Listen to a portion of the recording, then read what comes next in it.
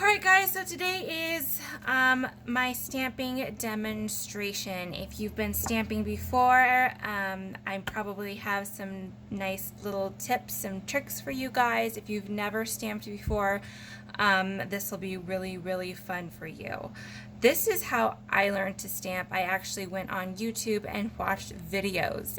So this is just really fun that I'm actually getting to be the one that does this now.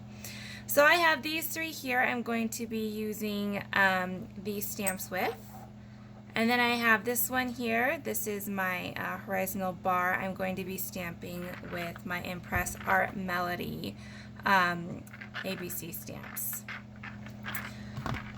So I'm going to stamp with these ones first, and then I'll save the more challenging one for last. So these are all pewter pendants here. And I'm going to do the dandelion stamps on this one. So a lot of these stamps I've gotten, some of them I've gotten off Amazon, a lot of them I've gotten from my retailers that I've shown you in the retail chapter. So I've got my stamping pad here from Impress Art.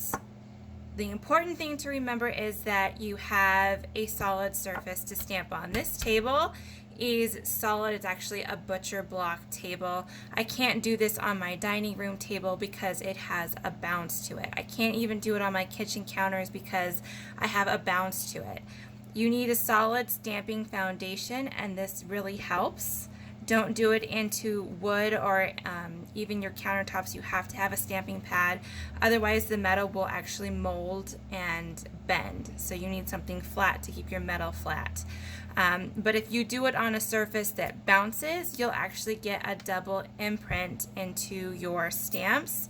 And that's exactly what you don't want. You just want one clean, crisp impression. So, solid table with a stamping pad to keep your blanks flat, and that is how you do that. So here we go. Stamp number one. I do this one off to the side here.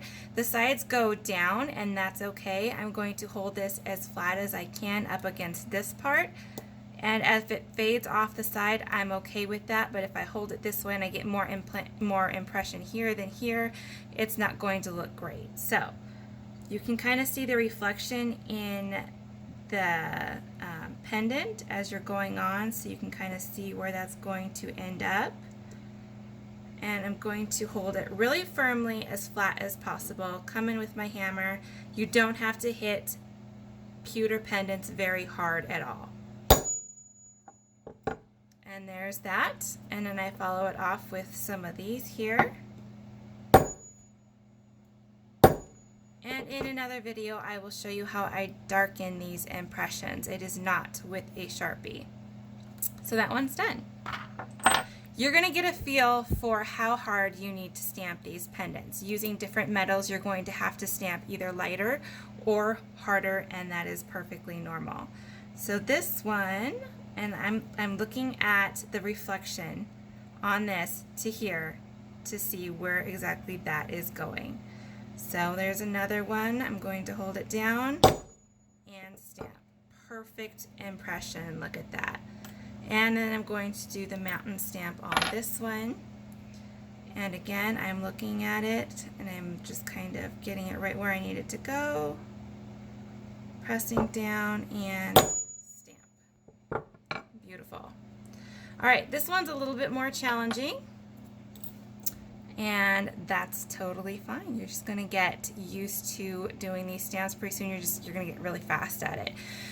So one of my tips is if it's a stamp that has writing on it, I always write it out, because I found that I've skipped letters and things like that. Even though I know how to spell the word, if I don't see it written out, sometimes I end up skipping letters, and then your blank is messed up. So this is stamping tape right here. Pull a piece of this up and off.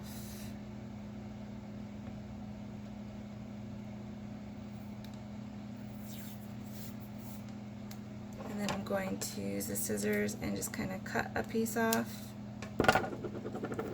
And you're going to figure out too, doing this, where you're going to put your tape at here. This not only holds the blank still, it's also my line for making sure that all my stamps are even.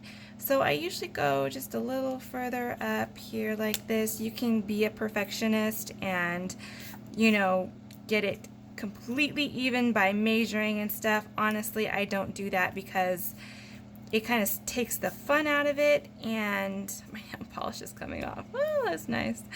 And it's metal stamping isn't about perfection. It's kind of the messy.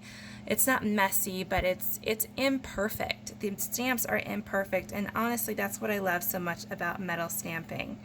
So we've got that on there, nice and solid.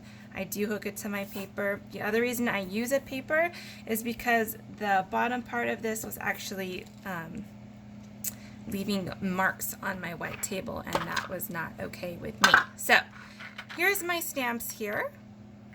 That's backwards. Here we go. I'm going to pull out the F. And I also end it with a little cross over here, so I'm going to start over here. So I kind of start with the stamp up top, and then I pull it down to the tape. So I'm starting up, and then I'm pulling down, and when I feel it catch, I know I'm right where I need to be. And there we go. So these E's in the Melody stamp are kind of crooked.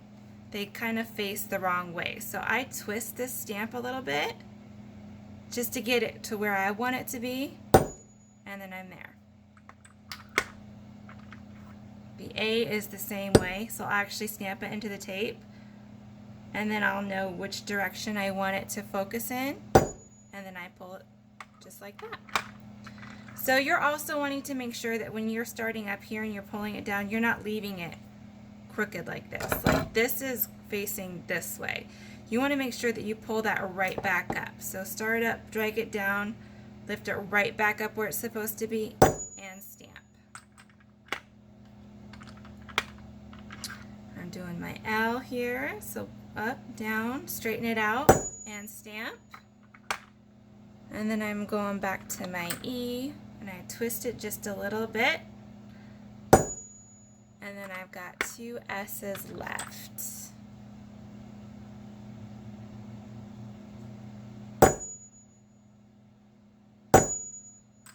Guys, I've missed the impression once or twice, and I've tried to go back over and stamp it again, and usually I get a double imprint. Very rarely am I able to get it right on top of where it needs to be again.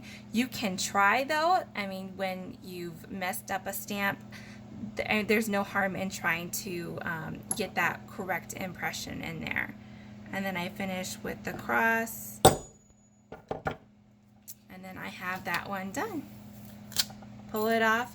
When you do stamp on blanks like this, sometimes they have the ability to curve.